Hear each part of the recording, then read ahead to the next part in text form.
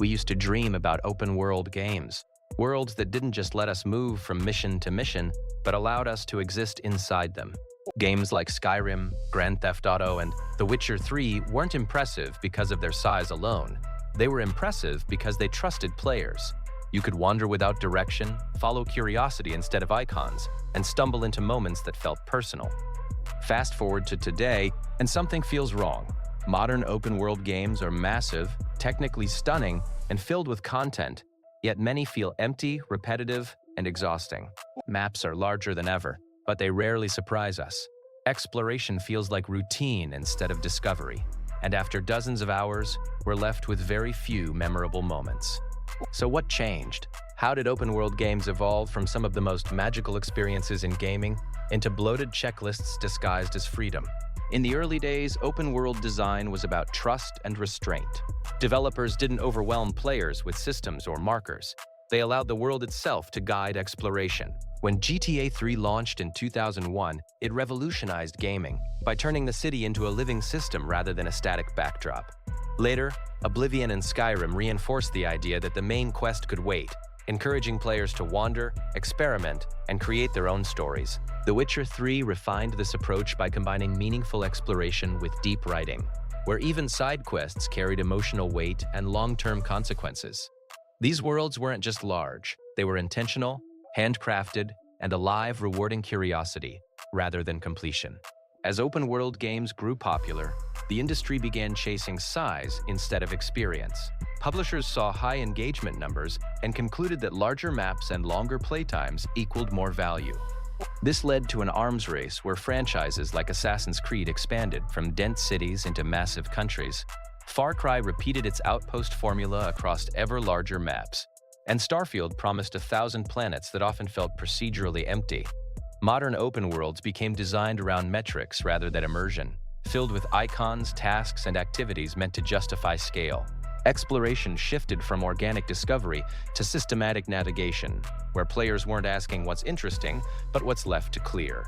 The obsession with content density created a fundamental design problem: repetition. To avoid empty spaces, developers filled worlds with copy-paste objectives, recycled mechanics, and shallow side quests that differ only in location or dialogue. This turns exploration into labor, where players methodically clear markers rather than follow curiosity.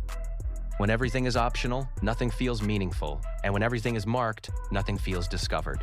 Ironically, these games grow longer while becoming less memorable because repetition erodes emotional impact. The result is a paradoxical experience, a world that is technically full, yet creatively hollow. This problem isn't caused by lazy developers, but by the realities of modern production. Today's open-world games are massive industrial projects involving hundreds or thousands of people working over many years. As scale increases, cohesion becomes harder to maintain, and handcrafted detail becomes unsustainable. Studios rely on procedural systems, templates, and automation to meet deadlines and publisher demands, sacrificing depth in the process. When executives demand maps that are 5 times bigger, emotional storytelling and meaningful interaction are often the first things to be cut. The result is a visually impressive world that lacks intimacy and soul. Some developers recognized these problems and chose a different path. Ghost of Tsushima reduced clutter and used environmental cues like wind and landscape to guide exploration naturally. Elden Ring stripped away hand-holding entirely, turning exploration into a tense and mysterious experience, driven by curiosity and fear. Baldur's Gate 3 proved that player freedom comes from choice and consequence rather than map size, while Kingdom Come Deliverance showed that smaller handcrafted worlds can feel more real than vast but generic ones. These games demonstrate that restraint, focus, and intentional design create stronger experiences than sheer scale. The future of open-world games doesn't depend on bigger maps or more advanced technology alone.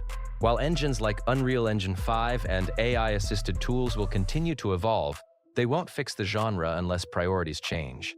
Open-world design needs to focus on fewer systems with greater depth, smaller but more reactive environments, and exploration driven by player curiosity rather than markers.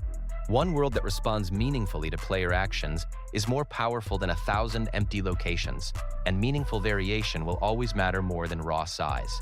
In the end, The best open-world games aren't remembered for their square kilometers or playtime statistics. They stay with us because of atmosphere, stories, and moments that felt personal and unplanned. A map doesn't need to be endless. It needs to make us care. Because the greatest open-world games aren't the ones we spend the most time in. They're the ones we keep thinking about long after we stop playing.